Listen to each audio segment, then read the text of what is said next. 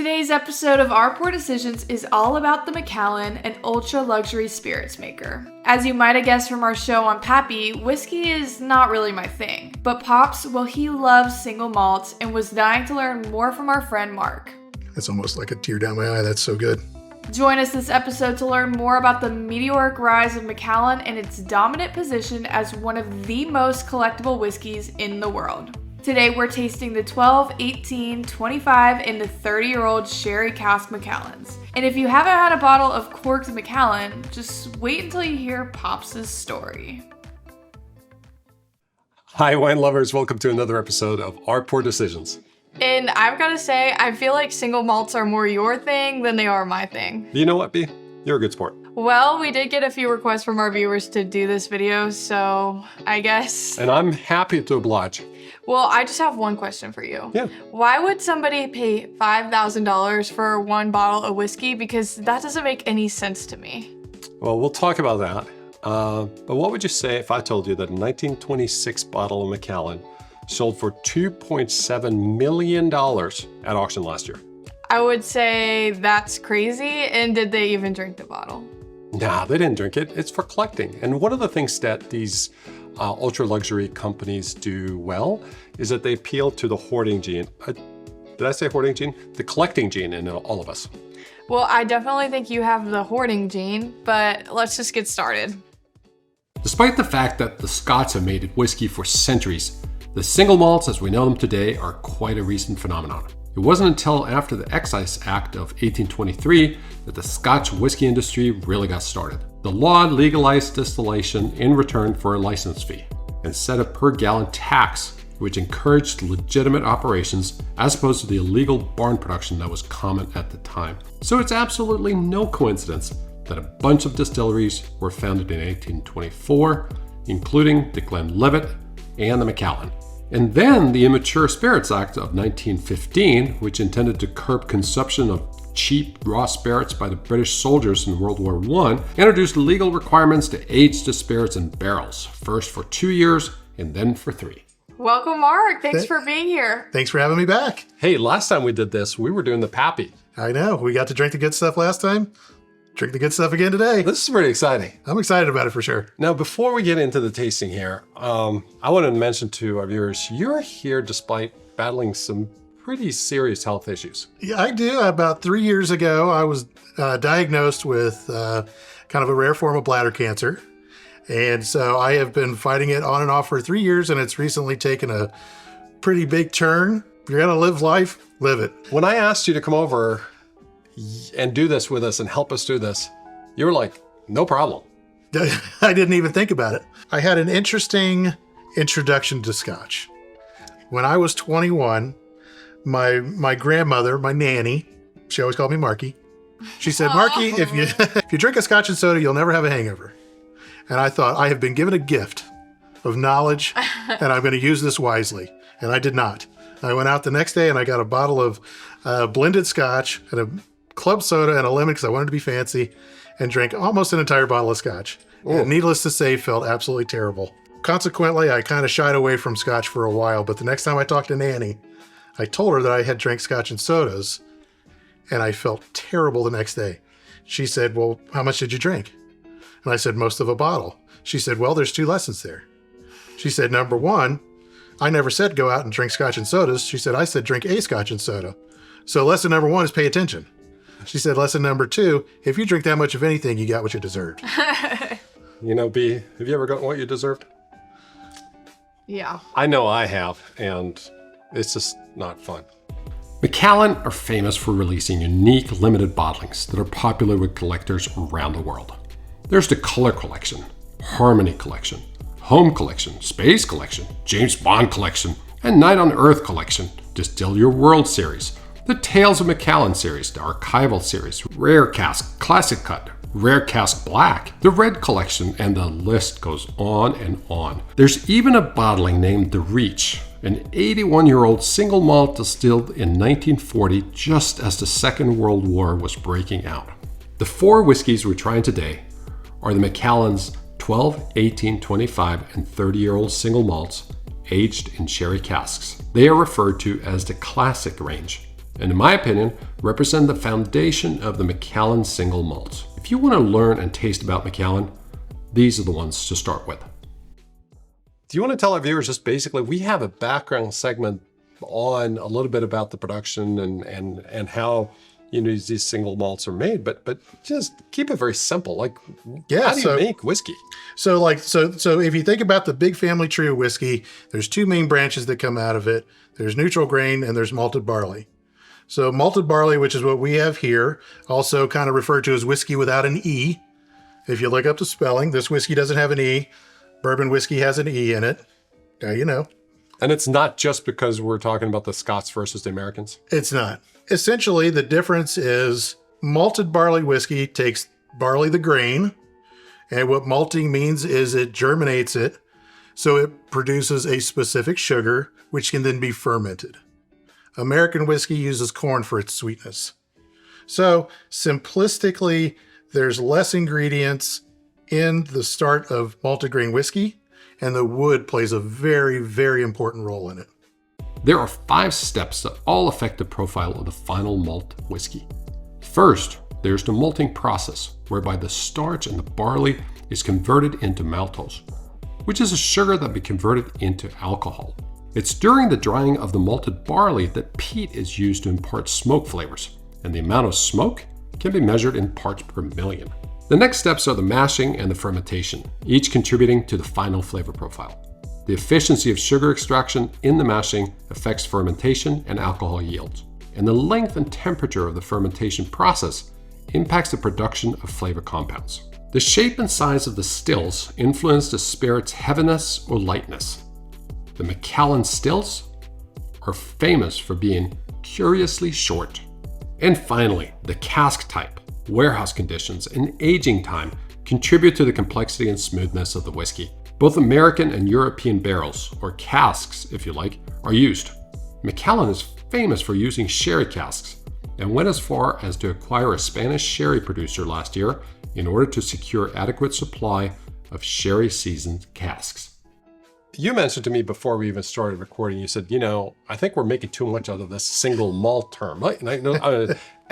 Explain to me what you meant by that. Everybody gets a little bit too overly concerned about what single malt means. It is extremely straightforward.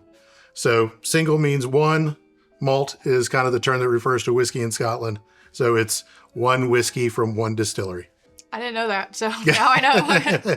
Hey, B, you're going to be a good sport today. Are you going to try these with me? Yeah, well, I got bullied on the internet for not trying it last time, even though I tried it at Buffalo Trace, so I'm trying it this time. I'm going to share your glass because, listen, I'm not going to drink all of it, so why waste it? But yes, I'll be trying it. Mark, one of the things that I didn't tell you was that you knew that we were going to do the 12, 18, 25, and 30 of the Sherry Oak. I did. Macallan. Why do you think I came over? What I didn't tell you is that we were going to have one blind reference point. Okay. Now, our viewers will know what that whiskey is. So we marked that glass X. And the reason why, I just wanted to have a reference point.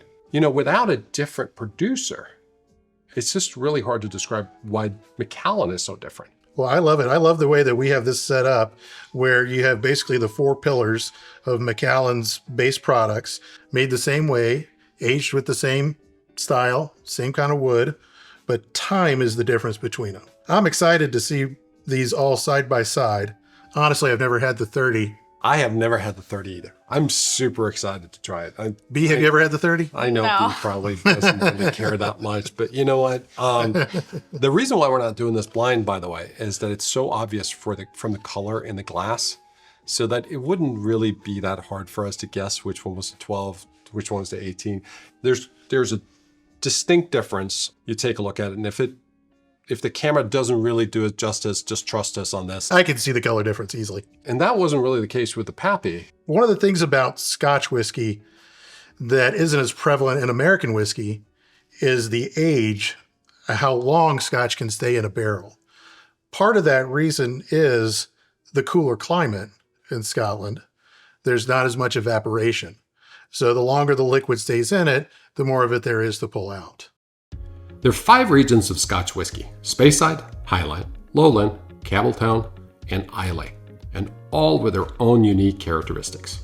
According to the Scotch Whisky Association, there are 143 malt distilleries and 8 grain whiskey distilleries. There are 10 Islay malt distilleries, 3 in Campbelltown, 23 lowland distilleries, and 45 Highland distilleries. Speyside has 52 malt distilleries, is home to the 3 biggest, Glenfiddich, the Glenlivet, and the Macallan. The spectacular new Macallan distillery itself is located in the town of Craigielacky and was completed in 2018. And from what I understand, well worth a visit.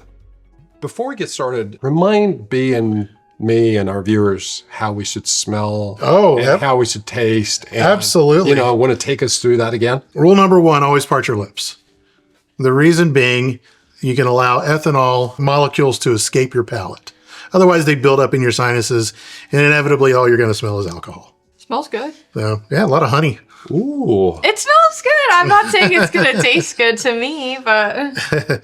We have an aromatic spirit, so we can swirl it if we want, but every time we do that, what we do is create a chimney and we force aromatics out. So it's fine to smell it, but let it sit for a minute too and let the aromatics collect again in the glass. I like to look for fruit. I like to look for spice, and I like to look for wood. So fruit, I'll get more on the nose. With this 12, I get a little bit of orange.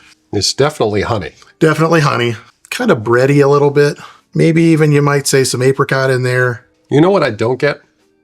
I don't get any smoke. No, Macallan does not have a very peaty characteristic to it at all. And nor do most of the Speyside distilleries, right? No, Islay is the main region for peat. And I kind of feel like they taste like an electrical fire, but that's just me. You ready? Let's do it. Cheers. To your health. You ready? Yeah, I'm ready.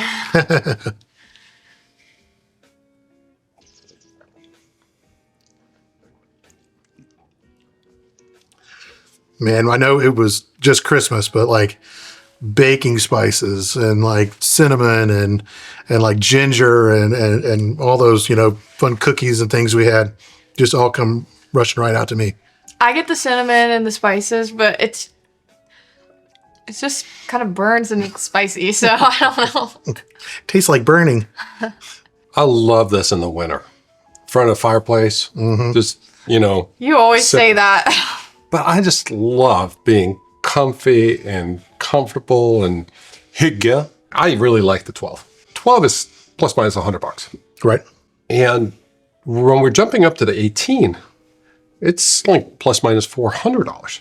It's a big price jump. That's a big jump. I'm really curious to see what you think of the difference in taste and flavor that's basically 4x the price.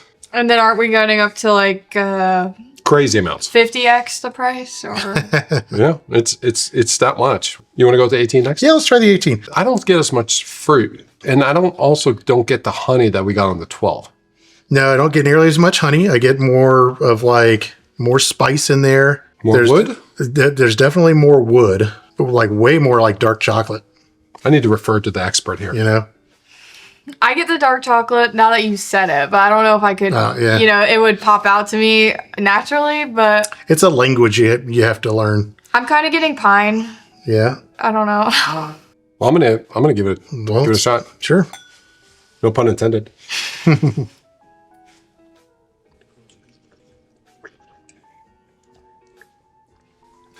Still spicy, huh?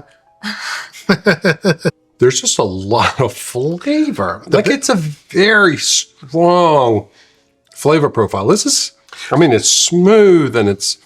So here's the biggest difference to me is the viscosity on my palate. The 12 is full flavored and it's a wonderful drink, but it's a little racy. Okay. It hits and it goes. Mm-hmm. This has much more staying power.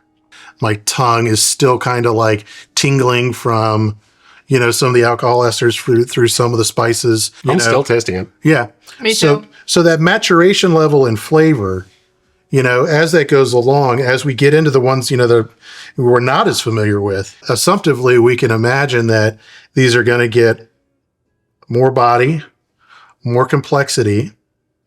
And the other thing I notice is, while that spice might be on my palate and my tongue, It's not here. What was the Scotch that you had an aha moment with? It was a 12-year-old Glenlivet. Oh, And I was in Norway. We were over at my parents' best friends. And then he was Norwegian. She was English. And we were watching the World Cup soccer.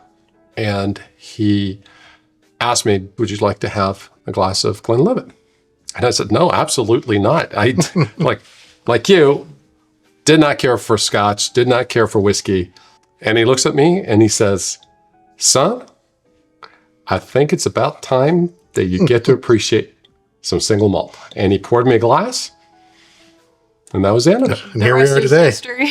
And the rest is history. Should we try the 25? Let's go for it. I'm all ready for this. Now, the one thing here that's worth noting is that we went from 100 to 400. I mean, the 25 is almost $3,000. It's an expensive bottle. That just boggles my mind. How good does this need to be? I mean, like, really? Oh, this is different. It is different. So that is like an extremely velvety, creamy kind of aroma to it. B, what do you get here? To me, it smells sweeter than the other ones. I was going to say the same thing. It's sweeter, but not as fruity as the 12-year-old. Yeah, almost like creme brulee. Did you get pineapple? Yeah, is that what it said on the box or something? No. No. Check out the labels. There's always a lot of great information on there. Yeah, a lot of marketing, that's for sure. You ready to give it a try? Proof's in the pudding.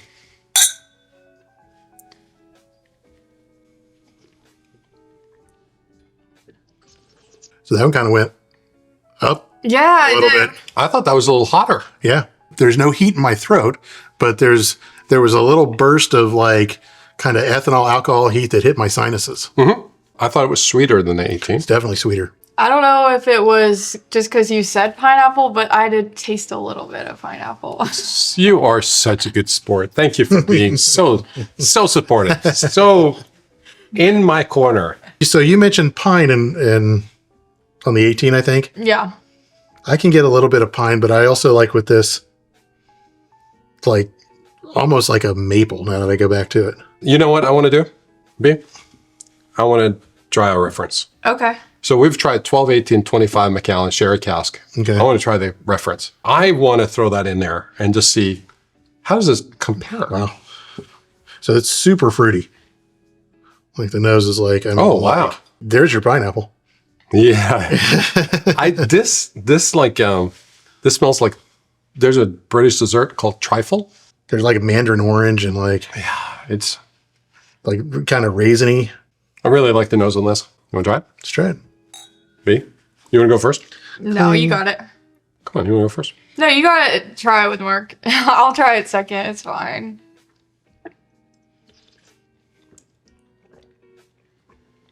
So that's really interesting. It's not so much like baking spice. It's more like tobacco and cigar and You know what hit me, Mark? black pepper kind of. It was so much lighter in the mouth. Oh yeah, absolutely. Like it was just Yes. like it. And when we had the Macallan 18 and 25, it was like boom, and it was like an explosion of flavor in your mouth. And this was just lighter, and I mean, it was very pleasant. But it wasn't that level of concentration at all, in my opinion. It's not. So like, I mean, that would make me obviously tend to think there's a little, it's a little younger, definitely the 25. Do you have any guesses? Let's one more taste. There's, by the way, absolutely zero chance, B, that I would ever guess anything blind when it comes to single malts. When you asked me about my first experience, That's funny because I was going to say, I feel like this is a Glenlivet. I'm going to say it's a Glenlivet 15. He's good, but I am so happy that you're not that good. Good. This is Glenlivet 21. Oh, And I threw that in there because we were 12, 18, 25, 30. I figured Yeah. we could like wedge it right in the middle here. It is delicious.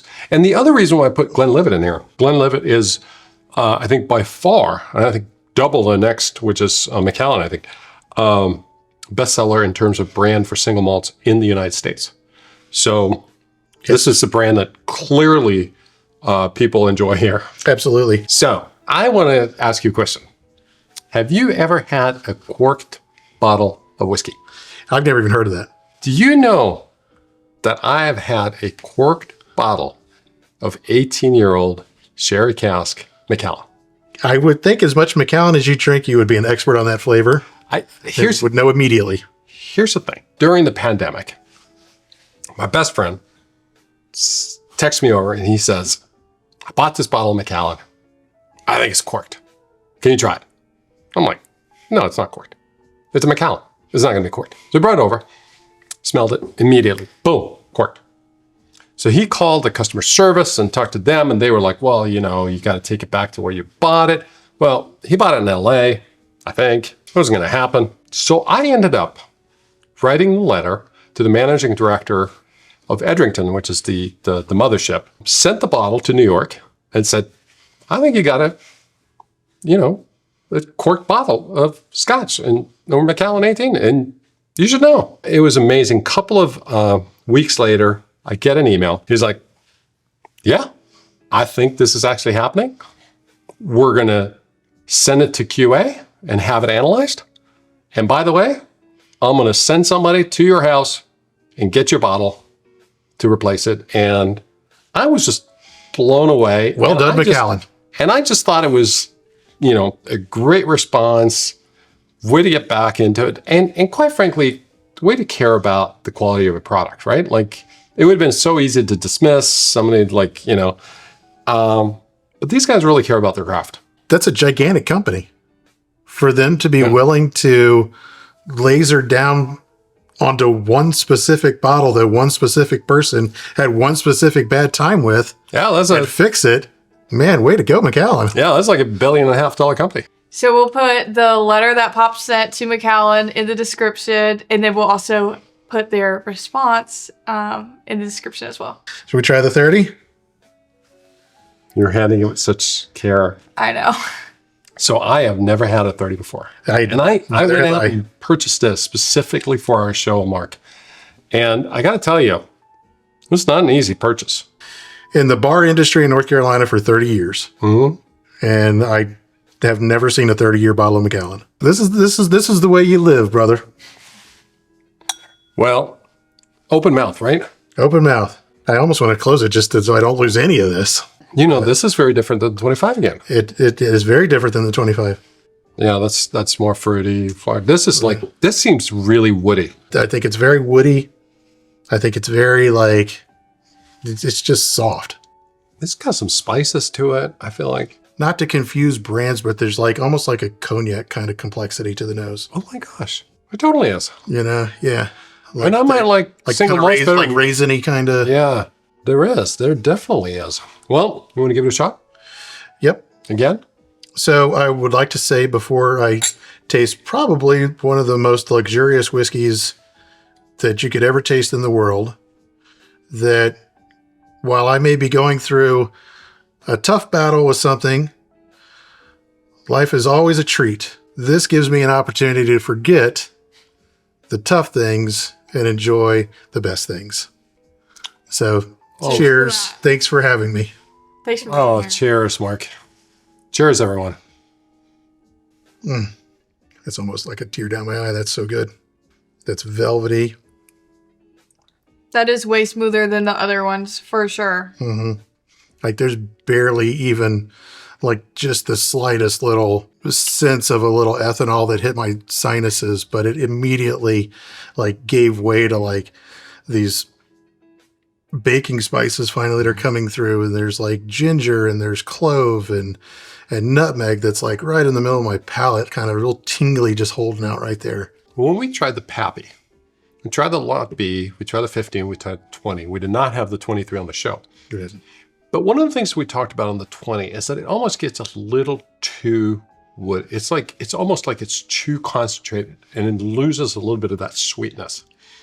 What I liked about the 25 was that little bit more sweet taste, just a little bit, right? Mm-hmm. I didn't get that in the 30. You are always so honest. You're always down to earth.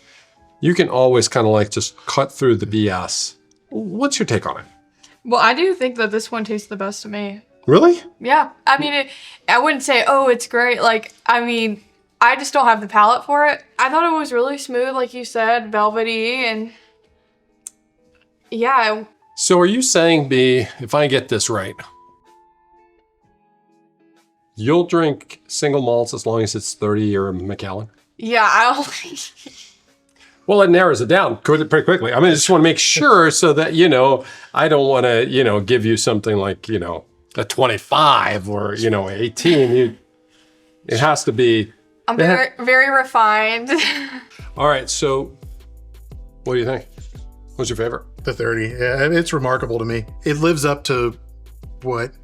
Maybe not the price tag, but it lives up to the expectations I would have for something that's this well aged and well cared for. But you like the 25 better? I just don't know. We know what the product is. We know that this is 12. We know it's $100. Mm-hmm. We know this is 18. We know it's $400. We know this is 25. We know it's $3,000. This is 30. It's 5,000. I don't know how much of that bias is playing into my brain and just playing mind games. But here's what I would say. I probably will never buy it again. But I do think... Never say never. Well, but I do think that if you have, let's say it's like 20 friends, and you go together and you buy a bottle and you try it, it's got to be fun to just try it once. Kind of like the Pappy. It's like you've tried it, you've done it, you checked it off the box, and it was like, definitely not a daily drinker. you know what I mean? No. And so I think it's that good, and I think it's worth the experience. That's what I was going to say. The value is in the experience. This has been extraordinary. This has been so fun, and especially in the context of what you're going through, I got to tell you, this has been really special. Well, get it life. Get out there and live it, man. Jeff, I know that you're behind the camera. You've been drinking it with us. What do you think? Oh my gosh, these are so good. These are so good. I only have the 18 and the 12 left. Well, okay. Oh, the 25 and the 30s one, you finished them all? So, wow. B, what do you think? Come on in here. What's your favorite? The 30, obviously. Yeah, but I'll cheers with... Why don't you cheers with 30? Oh, okay. I'll take the 25. Actually, I'll take the 18 if you want the 25. Jeff? No, I'm good. I'll do the 25. I think they're all so good. I have a hard time choosing. I really do. I have a hard time choosing between 25 and the 30. Absolutely. And I will also say, I'm perfectly happy with the 12 and 18. Wait, I do have one question though. What are you gonna do with the bottle of 30? What do you mean? Like, is that a trick question? Okay, let's just cheers. Let's cheers.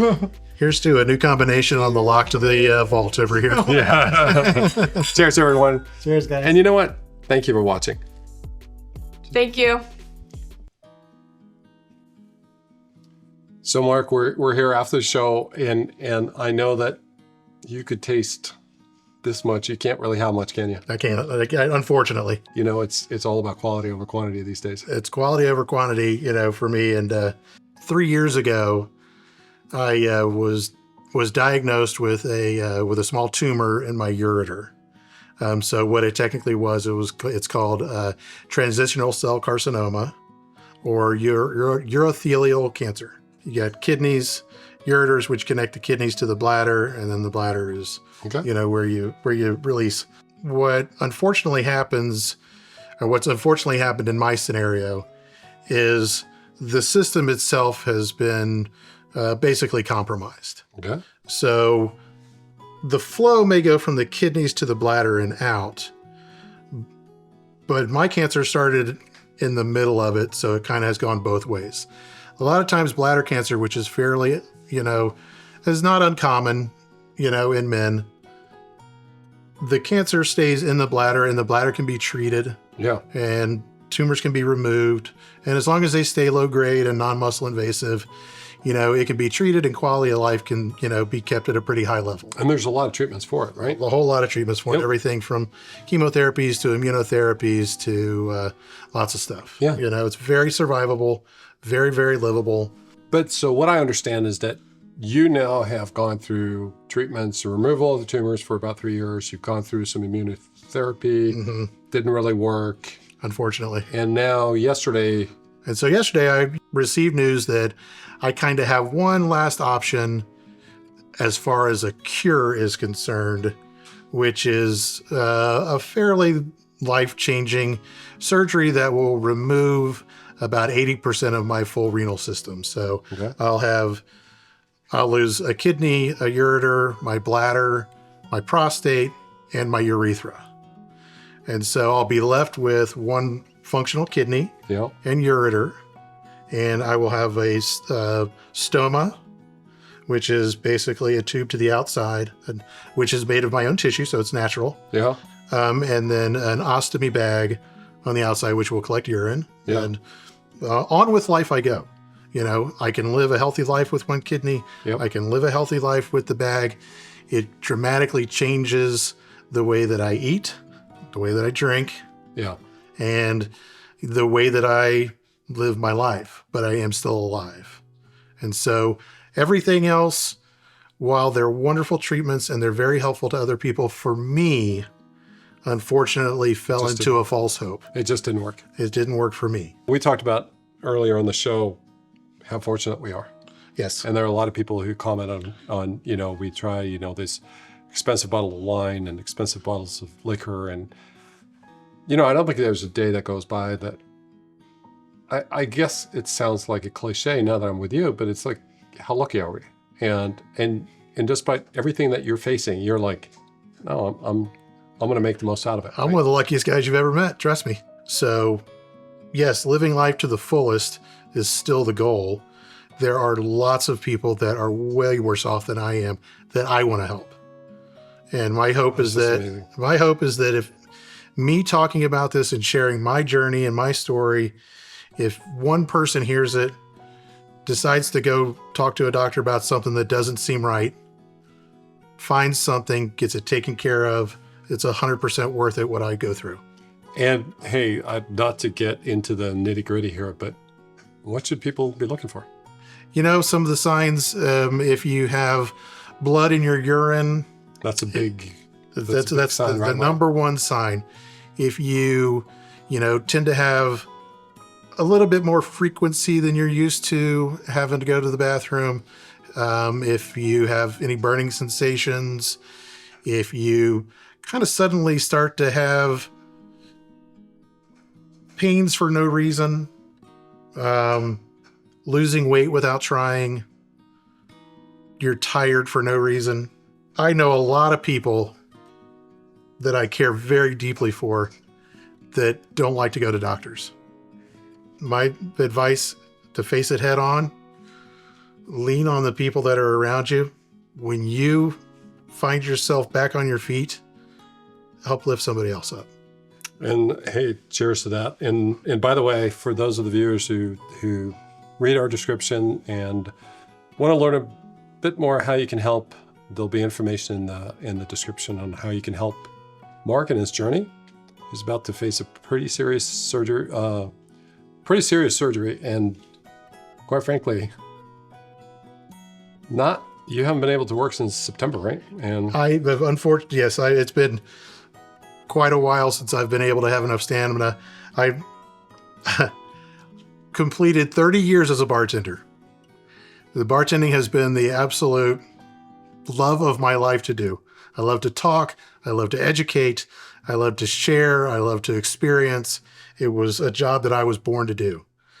So as this chapter of my life maybe comes to an end, it's time to reinvent myself. that's amazing. And you know what? Stay tuned. I'll tell you what, the Pappy video is one of our most popular videos. I think it's a lot about you. Oh, And you know what? I hope that a ton of people will watch this video, learn about Macallan, learn about single malts. And I am so grateful that you came and did this episode with us. And thank you for being our friend. well, thank you for having me. And I am grateful for this scotch right here. Cheers.